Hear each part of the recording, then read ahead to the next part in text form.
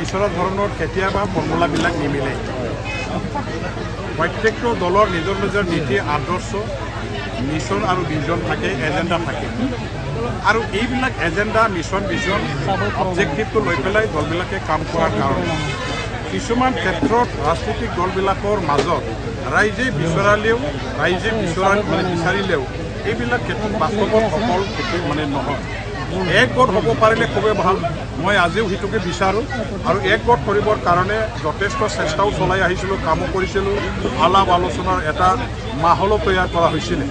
এতিয়া কিন্তু এইটো কিছুমান কাৰণত আমাৰ স্তব্ধ হৈ আছে, এক প্ৰকাৰ বিফল হোৱাৰ দৰে হৈ আছে আৰু এইটোকে যদি আমাৰ দুয়োটা দলৰ নেতাবিলাকে যদি পুনৰ বিচাৰি পেলাই আলোচনা প্ৰক্ৰিয়াটো যদি আগবঢ়াই লৈ যাব বিচাৰে, মই চবতকৈ সুখী হ'ম আৰু এক গোট হৈ পেলাই একত্ৰিতভাৱে যুঁজ দিলে BTC অঞ্চলত আমাৰ ৰিজনেল দল বাচি থাকিব আৰু BTC অঞ্চলৰ ৰাইজৰ যিটো আকাংক্ষা এইবিলাক পূৰণ কৰিবৰ কাৰণে BTC ৰক্ষণাবেক্ষণৰ কাৰণে কাম কৰিবৰ কাৰণে আৰু BTC অধিক শক্তিশালী কৰিবৰ কাৰণেও বেছিকৈ লাভ হ'ব। গতিকে দুয়োটা দলৰ নেতাবিলাকে ইয়াৰ ওপৰত নিশ্চয় চিন্তা চৰ্চা কৰিব। মই আহ্বানো কৰিছোঁ, UPPL দলকো আহ্বান কৰিছোঁ, আমাৰ BPF দলৰ নেতা তেখেতকো মই আহ্বান কৰিছোঁ যে এই মুহূৰ্তত যদি এতিয়া পুনৰ বিচাৰ কৰি পেলাই এক গোট হৈ যুঁজ দিবৰ কাৰণে যদি চিন্তা চৰ্চা পুনৰ ল'ব পৰা যায়, তেতিয়া এইটো ৰাইজে চবতকৈ ভাল পোৱা এটা আমাৰ কাম হ'ব বুলি মই ভাবোঁ আৰু দলীয় কৰ্মী নেতাসকলে চবেই ভাল পাব, BTCৰো ভাল হ'ব, চবৰ কাৰণে ভাল হ'ব।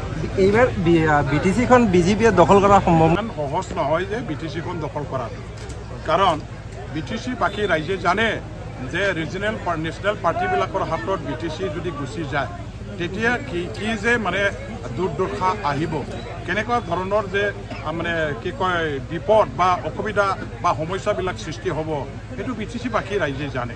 আৰু BTC অঞ্চলৰ জনগাঁথনি যিটো আছে, ইয়াত হিন্দু মুছলমান বড়ো অনাবড়ো যিবিলাক আমি জাতি জনগোষ্ঠীৰ যিবিলাক আমি জনগাঁথনি সেইটো যদি চাওঁ, তেনেহ'লে আপুনি স্পষ্টভাৱে বুজি পাব যে ইয়াত BJPয়ে অকলে চৰকাৰ গঠন কৰিব পৰা ধৰণৰ তেখেতসকলে বিচৰা ধৰণৰ যে MCLA জিকাই অনাটো ইমান সহজ নহয়। ৰাইজে চবে ইয়াত বসবাস কৰা চব জাতি জনগোষ্ঠীৰ মানুহবিলাকে এই দলটো আগ্ৰহেৰে আঁকোৱালি ল'ব পাৰিব লাগিব।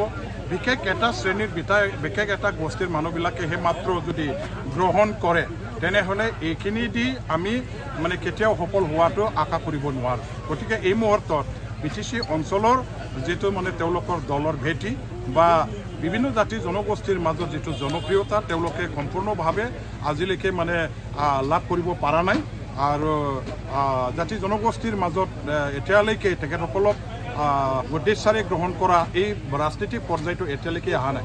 ইয়াৰ কাৰণে ইমান সম্ভৱ নহয় যে তেওঁলোকৰ ফালৰ পৰা এবজলুট মেজৰিটি লৈ পেলাই BTC গঠন কৰিব, তেনেকুৱা ধৰণৰ সম্ভাৱনা মই দেখা নাই। তেখেতসকলে যুঁজি আছে, যুঁজক আমাৰ ক'ব লগা নাই। ৰাজনীতিক দল হিচাপে গণতান্ত্ৰিক দেশত পাৰ্লামেণ্টাৰী ছিষ্টেম অফ ডেমক্ৰেচি যিটো মাল্টি পাৰ্টি ছিষ্টেমৰ দ্বাৰা দি চলে। গতিকে BTC অঞ্চল এতিয়া যিহেতু সুস্থিৰ এটা অঞ্চল হিচাপে প্ৰত্যেকটো দলে গণতান্ত্ৰিক এক্সাৰচাইজ কৰিবৰ কাৰণে আহিছে। কংগ্ৰেছ আহিব, UDP আহিব, BJPও আহিব, আহক, আমাৰ বেয়া পাব লগা নাই, ক'ব লগা নাই। কিন্তু আজিৰ দিনটোত যিটো দেখা পাওঁ যে BTC অঞ্চলৰ সকলো জাতি জনগোষ্ঠীৰ সকলো ধৰ্মাৱলম্বী মানুহবিলাকে BTC ৰক্ষণাবেক্ষণৰ কাৰণে, BTCৰ সৰ্বাংগীন উন্নয়নৰ কাৰণে, শান্তি সম্প্ৰীতি সমন্বয় আৰু সকলোৰে অধিকাৰ সুৰক্ষিত কৰাৰ স্বাৰ্থত এটাই মাত্ৰ দল আছে বুলি ভাবিছে, সেই দলটো হ'ল BPF দল। গতিকে বেলেগ বেলেগ দল থাকিলেও BPF দলটোকে BTC বাকী ৰাইজে বিপুলভাৱে ভোট দি জিকাই দি BPFৰ হাততে চৰকাৰ গঠন কৰিবৰ কাৰণে এইখিনি ক্ষমতাটো অৰ্পণ কৰিব বুলি আমাৰ দৃঢ় বিশ্বাস। এইবাৰ ইয়াত কিং বনাবৰ কাৰণে কিং মেকাৰৰ কোনো প্ৰয়োজন নাই। BPFে অকলে কিং হিচাপে এই অঞ্চলৰ ৰাজ্যটো শাসন কৰিবৰ কাৰণে নিজে যথেষ্ট পৰ্যাপ্ত পৰিমাণৰ এটা শক্তি আৰু দল বুলি আমি ক'ব চলি আছে। সেইটো এটা জ্বলন্ত সমস্যা। মোৰ ফালৰ পৰা এইটো দলৰ কথা নহয়, মই ব্যক্তিগত ফালৰ পৰা এটা মত পোষণ কৰিব খোজোঁ।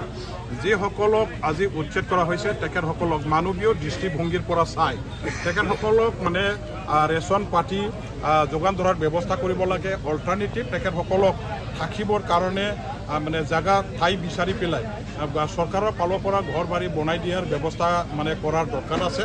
গতিকে আমি কোনো প্ৰকাৰে কোনো জাতিৰ প্ৰতি অন্যায় অত্যাচাৰ বা এই ধৰণৰ মানে শোষণ দমন কৰাটো কেতিয়াও ভাৰত ৰাষ্ট্ৰখনত মানে এইটো হোৱাটো কেতিয়াও আমি ছাপোৰ্ট কৰিব নোৱাৰোঁ। গতিকে উচ্ছেদিত ৰাইজ এইসকল আমাৰ বৈধ নাগৰিক হয় না নহয় ইয়াৰ মানে চিনাক্তকৰণৰ প্ৰক্ৰিয়া নিশ্চয় পিছলৈও চলিব আৰু কোনে ক'ৰ পৰা আহিছে নাহিছে ইয়াৰ ওপৰতো চিনাক্তকৰণৰ প্ৰক্ৰিয়া নিশ্চয় চলিব। এই হিচাপে পুনৰ সংস্থাপনৰ ব্যৱস্থা মানে নিশ্চয় সময়ত ইয়াৰো প্ৰক্ৰিয়া আৰম্ভ কৰিব। কিন্তু ইয়াৰ আগতে আপাতত যিবিলাকে গৃহহাৰা হৈ গ'ল মানে যিসকলৰ মাটি বাৰী ঘৰ বাৰী নাই থাকিবলৈ খাবলৈ একো নাই তেখেতসকলক খাবৰ কাৰণে মানে খাদ্য সামগ্ৰী যোগান ধৰক আৰু আপাতত টেম্পৰাৰী এটা ৰিলিফ কেম্প ব্যৱস্থা ইয়াৰ কাৰণে কৰাৰ ব্যৱস্থা কৰিব লাগিব আৰু অল্টাৰনেটিভ লেণ্ড দিয়াৰ ব্যৱস্থা মাটি বাৰী যোগান ধৰাৰ ব্যৱস্থা চৰকাৰৰ ফালৰ পৰা বিচাৰ বিবেচনা কৰাটো মই বিচাৰোঁ। মই ইয়াৰ কাৰণে চৰকাৰৰ প্ৰতি আহ্বান জনাইছোঁ।